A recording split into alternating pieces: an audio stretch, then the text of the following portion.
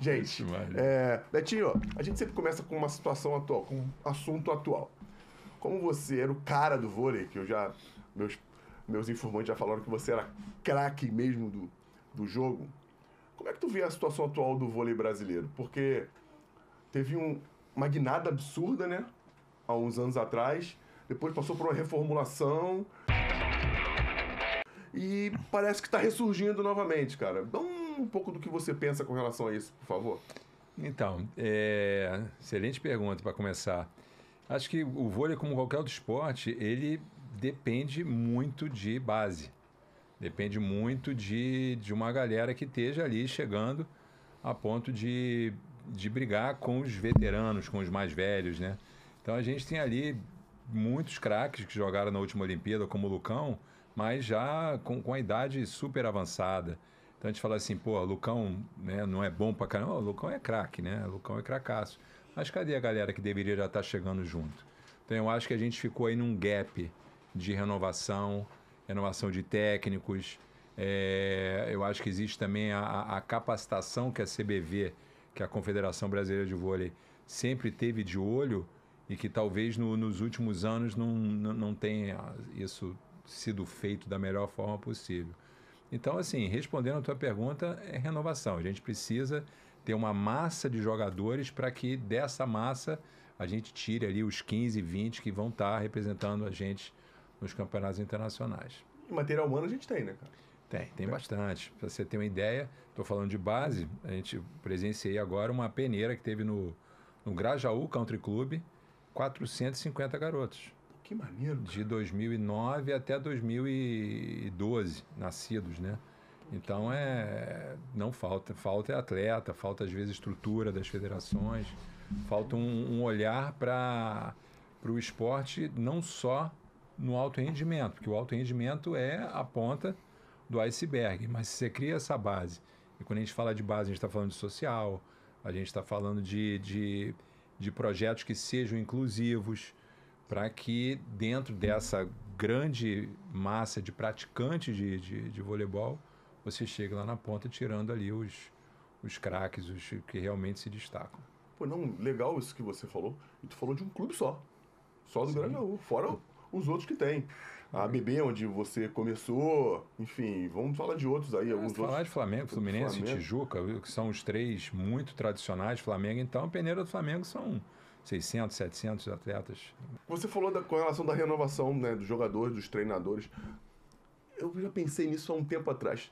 Até pelo revezamento dos dois. Tu acha que a gente ficou muito dependente do Zé e do Bernardo com relação ao treinamento? Cara, sim e não. Tá? O Zé e o Bernardo são dois gênios da história. Talvez se a gente fosse buscar aí na Europa, nos Estados Unidos, alguém que tenha perto do currículo deles, a gente não encontra. Então, a gente às vezes tem uma ideia de que o voleibol do Brasil é uma grandíssima potência por todo o histórico. O Brasil teve aí 20 anos, né, e ainda continua como um top 5 do ranking.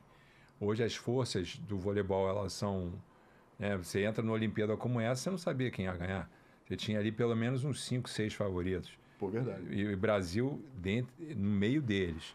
Então, quando a gente fala de Bernardinho, de Zé Roberto, a gente sim deve muito a eles. E até levanta-se também aquela interrogação, né? Quem virá quando o reinado deles acabar, né? Verdade. E é uma pergunta que eu tenho. Tem alguém? Tu já viu alguém? Parece que você vive o vôlei ainda até hoje, né, cara? Hoje eu sou um fã. Então tem gente... Tu vê algum treinador aí? O próprio...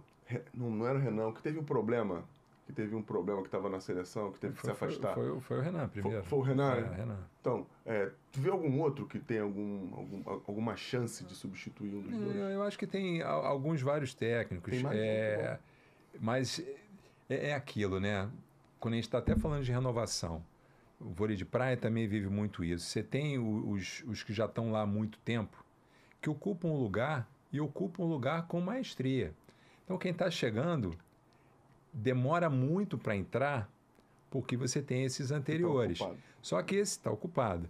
Mas só que esse tempo seria o tempo justamente para criar a casca, para criar, sabe, para tomar porrada, para perder, para ganhar, Então, como você elimina esse gap, sabe, para fazer com que essa galera possa rodar no alto nível, internacionalmente, e quando eles pararem, vai chegar um dia que eles vão parar, incrível, mas eles vão parar um dia, esse caminho entre o que eles estão hoje e onde o Bernardo e o Zé estão, vai ter esse atraso, digamos assim. Sim, entendi. Então, a preocupação que nós temos hoje, como amantes do voleibol, é que essa renovação, talvez ela já devesse ter começado muito antes, como foi a Itália aí há 8 anos atrás, que foi lá para baixo, reergueu seu time, agora acabou de ser campeão mundial sub-17, né? Tá um timaço, tem um time adulto que é muito novo e que vai dar muito trabalho pela frente. Enfim, a gente está falando de estrutura, a gente está falando de federações, a gente está falando de confederação, a gente está falando de olhar o esporte com esse carinho de que os atletas precisam ser formados integralmente, né? Em todas as posições, como atletas universais, que possam, através ali do voleibol, também se tornarem pessoas melhores, né? Que os grupos cada vez se fortaleçam mais. E aí é todo um sistema, né? Com apoio dos patrocinadores, com apoio de confederação, enfim, acho que... Tá tudo... Quer falar? Fica à vontade. E a informação, você tem 2 ícones que a gente estava falando aqui. Se a pessoa copiar e tentar melhorar, e é claro que hoje em dia, o próprio Bernardinho já escreveu vários livros, tem várias coisas que a pessoa pode absorver isso aí. Na lógica, eu achei que ia ter mais técnicos dentro do perfil desses dois aí, do Zé Roberto e dele.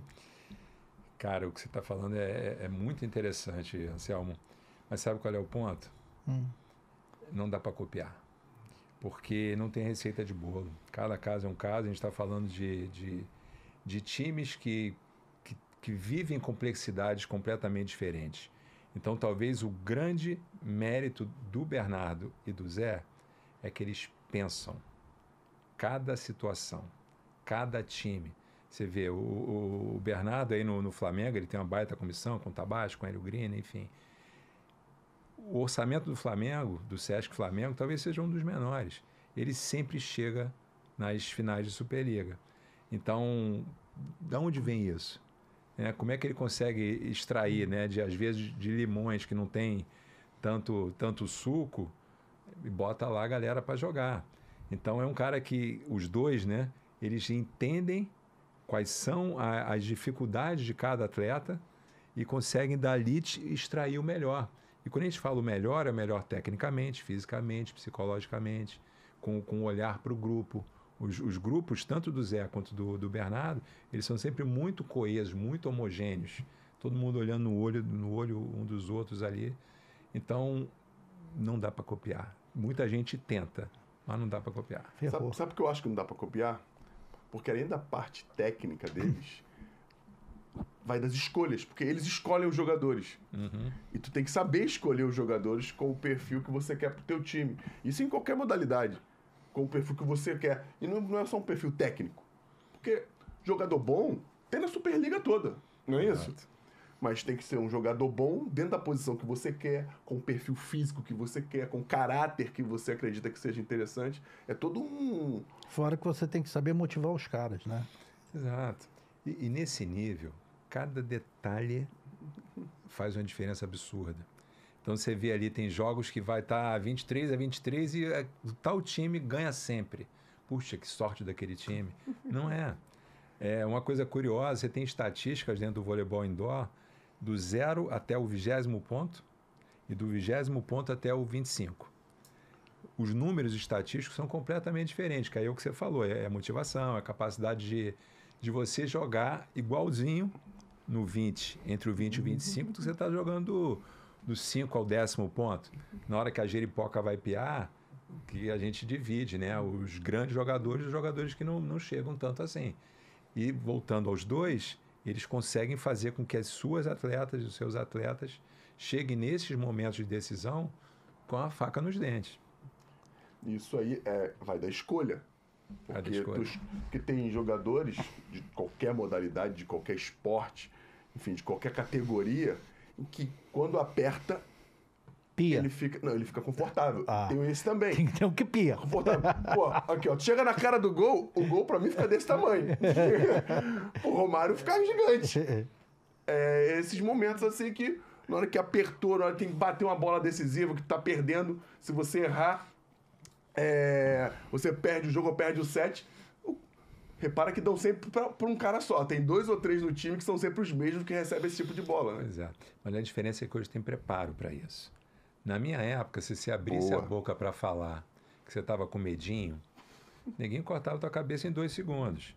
Não existia esse ambiente seguro para falar sobre isso. Entendi. Então, ou tu era macho, tu era herói, e muita gente adoeceu, muita gente teve problema com isso, né? Com essa inadequação que às vezes acontece, porque até ser humano. O cara vai ter medo, tem medo. Sabe? Tinha um técnico que era o Jorge Barros de Araújo, que é um ícone do voleibol, meu paizão, um querido, e ele falava assim com todo respeito, né, à audiência: se você vai ao banheiro fazer número 2, você tem medo. Não era tão bonitinho assim que ele falava, né? Já deu para entender. Você foi muito educado. Você tem medo, muito obrigado. Normalmente eu sou educado. Mas é isso, cara. Então todo mundo tem medo. O ponto é o quanto você consegue gerenciar o seu medo para que esse medo se transforma em performance. Isso é maravilhoso. Até porque, tu falou da tua educação, a gente não é muito educado. E quando acontece uma coisa a gente está se comportando. Não, quando acontece alguma situação de educada, a gente até se constrange, né? Fica com vergonha, né, não, doido?